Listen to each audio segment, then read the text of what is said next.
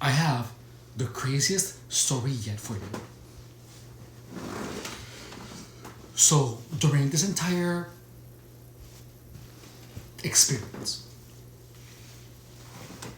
there was a time where I was able to more or less able to keep myself together, where none of the interruptions were actually messing my thoughts up. And by that I mean that when I was at work, I was continuously interrupted by customers, and it was purposely done. But then there is a point where all these interruptions happen so much that at the slightest interruption, even when it's an interruption that is normal, my body will produce emotions of anger as if it was purposely done.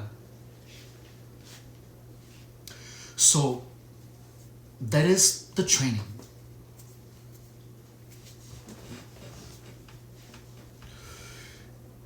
Targets are trained in a manner where anger and shame are pretty much uh, the fun part. And it's kind of confusing to explain, but it feels like it was a game all along. And some of these parts actually make sense. However, feel free to disregard all of everything that I'm telling you as I don't know, as a psychosis, I guess. But I mean, this makes sense, and psychosis typically doesn't make sense once you're sober. You can consider it as me being delusional. Consider it what you want. However, this is me telling you an experience. This is called the gang stalking playbook because that way, you know, here I'll tell you everything that encompassed that experience. Now I am out of that experience. I'm not living that anymore. All of that is done, is out. So first, I'm going to tell you about the banging on the banging and banging with your foot, banging on counters. So in the beginning of I guess I'm going to call it the training for the target. I'm just going to call it that. There is a time where let's say that someone knows something shameful about you, right? And then, how do you say? How to explain this to you? This is really, really tough to actually explain. So, wow.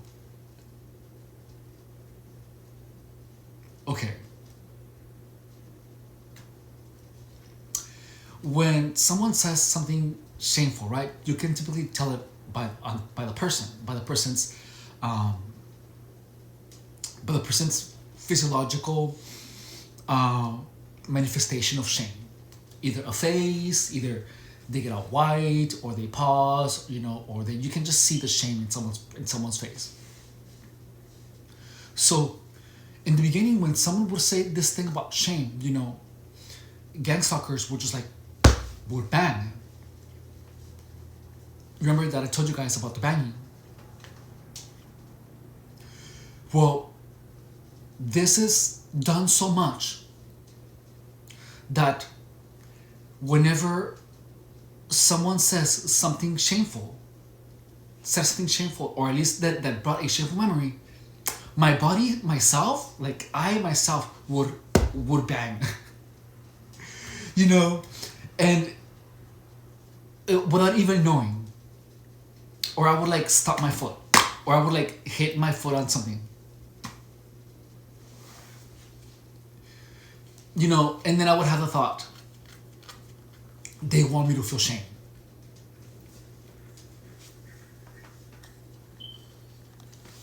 So, putting this together,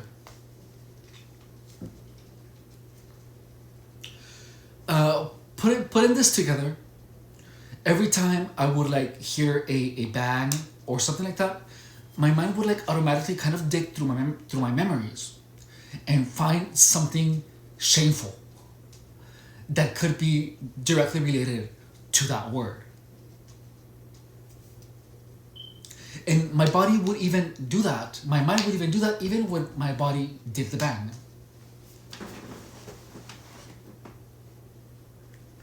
Which I found super interesting. And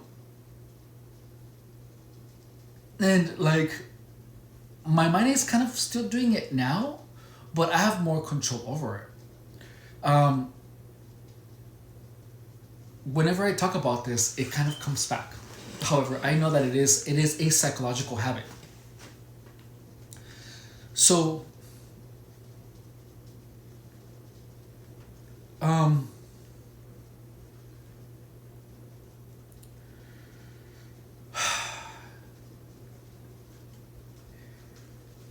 I feel like, this could have just been like in my mind, you know. But, which to be honest, I'm pretty sure it was, but it feels like that was part of my experience with gang stalking. Like whenever I heard something, or I've heard a word, that would like kind of resonate with with a sensation of a negative emotion, I would psychologically go through that.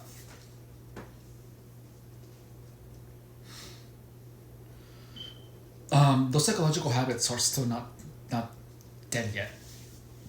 They're kind of there, but they're not. During this experience,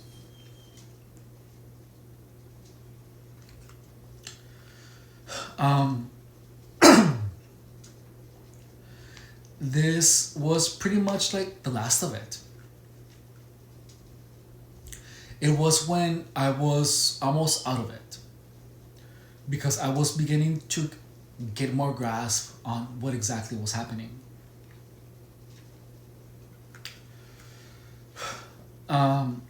This was where I began using my imagination, I guess, my mind's eye, to keep my thoughts off of gang stalking.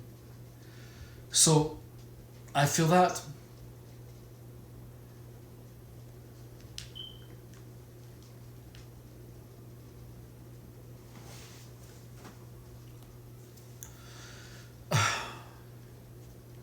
so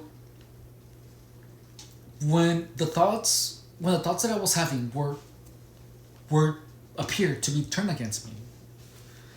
You know, when I had the thought, I want to stop thinking about gang stalking. Whenever I had that thought, I would hear that same thought, but I would hear the thought as in think more about gang stalking. As if someone else was telling me to think about gang stalking, to keep thinking about gang stalking. However, that was actually a thought that was mine, but that thought used to say, "Don't think about gang stalking. Think about anything else. Don't think about gang stalking." And to be honest with you, that's what I understand. What someone told me, turning your mind against you, turning your head against you, it makes sense in that aspect. It makes total sense. And I'm gonna understand how that happened. I know I'm gonna. Right now that I am arrested, it has been about 2 weeks where I have literally been sleeping, and I have been completely sober. I have been completely sober longer than that. But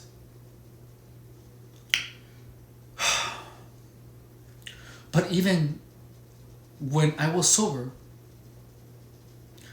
the thought of of use more drugs,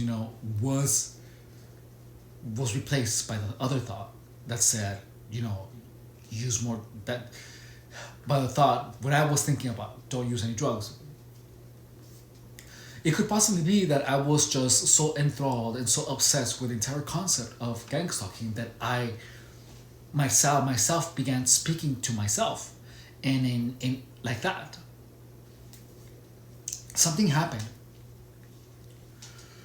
But I also know that there's part of it was purposely done because someone told me turning your mind against you. Someone told me, are you mad about what we have done to you?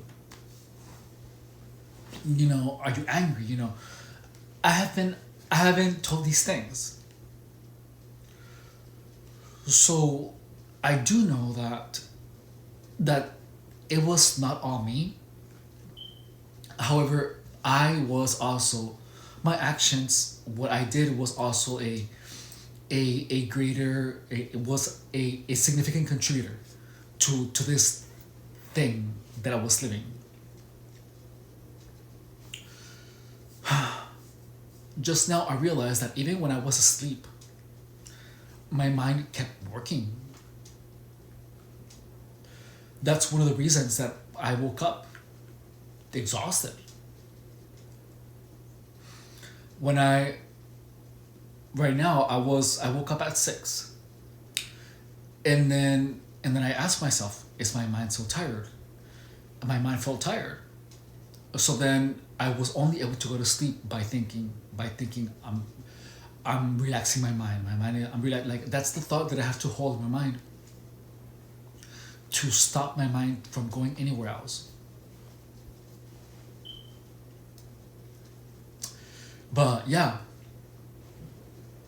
one of the things about gang stalking is that in the end you really do not know what happened. And honestly, I am absolutely sure that that is one thing that a target is supposed to stay a target forever. Because it took a lot of just sitting down and and thinking, what the hell is happening? What's going on? Why do I feel like I'm getting drilled? When I'm trying to rest. That was weird. Like, call me crazy or whatever, but I felt like I was getting like drilled, like literally, in both aspects that you can imagine. And I was like, why do I feel a flying drill on my foot? How is it that my mind is doing that? How?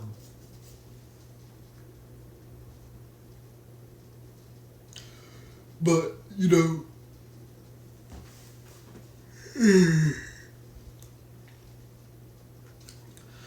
there are ways to make your body feel things that are not there. And I have found out a lot of these things. And now I'm gonna share them on this channel. Because I would hope that that you who are watching this has an interest in these types of crazy psychological stories.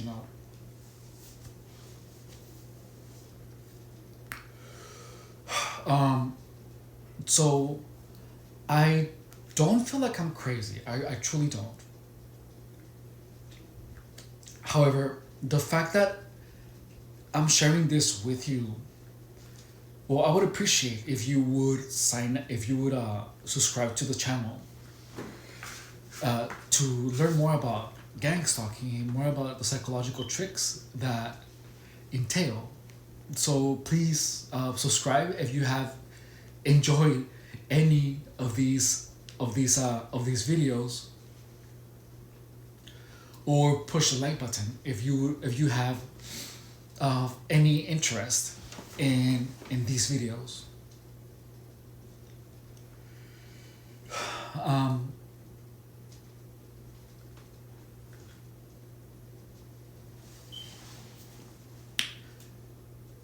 yeah, I think that's what I have to tell you in this video, is that a lot of the things that happen,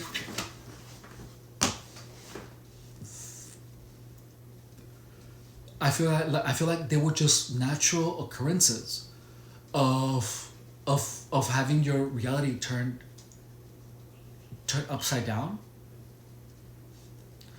You know, things that I'm perceiving, that I used to perceive as antagonistic, now I'm not perceiving them as antagonistic. Like, in the beginning, I was perceiving my mom as being a gang stalker, to be honest. I was so sure of it. And now things are back to normal. I needed the rest. I needed the mental rest, you know.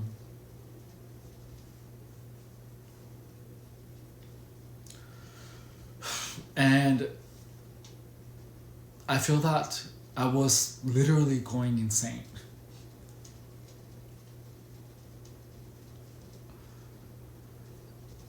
And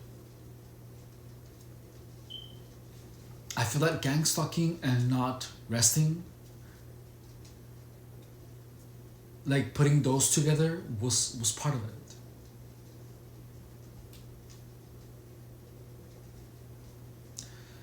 I feel that the only part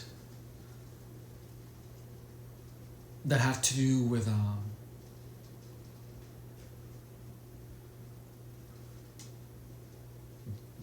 gang stalking was the abuse of drugs.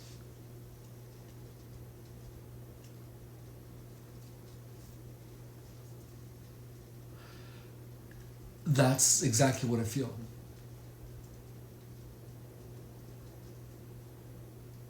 I feel that the continuous thinking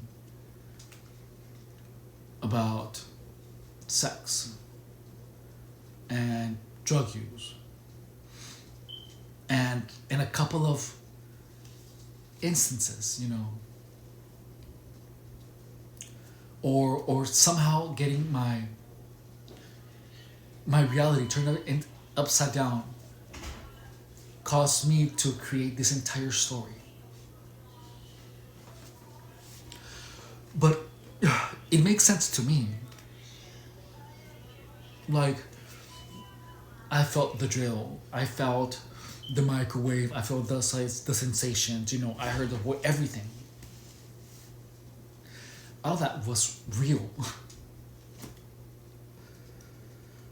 But then again, the lack of rest, like a lot of those things actually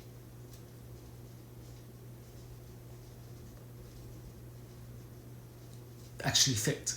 So I feel that, but I don't know.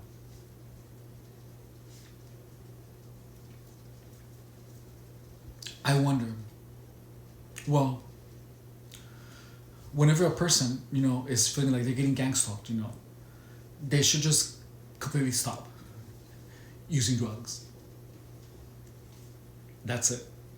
Because otherwise, if you're gonna keep continuing this narrative, and if people are pushing you uh, to keep indulging, you know, in the consumption of these substances,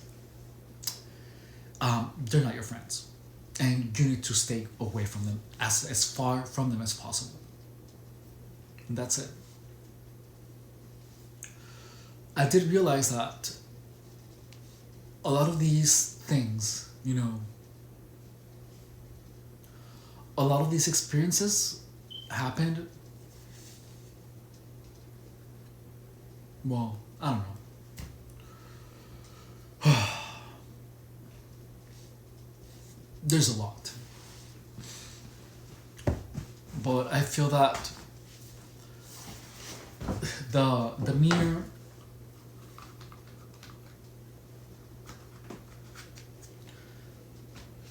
I just feel that this whole ordeal is primarily caused by people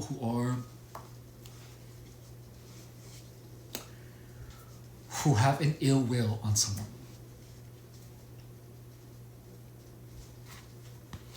And the effects are very real. Anyways, thank you for watching.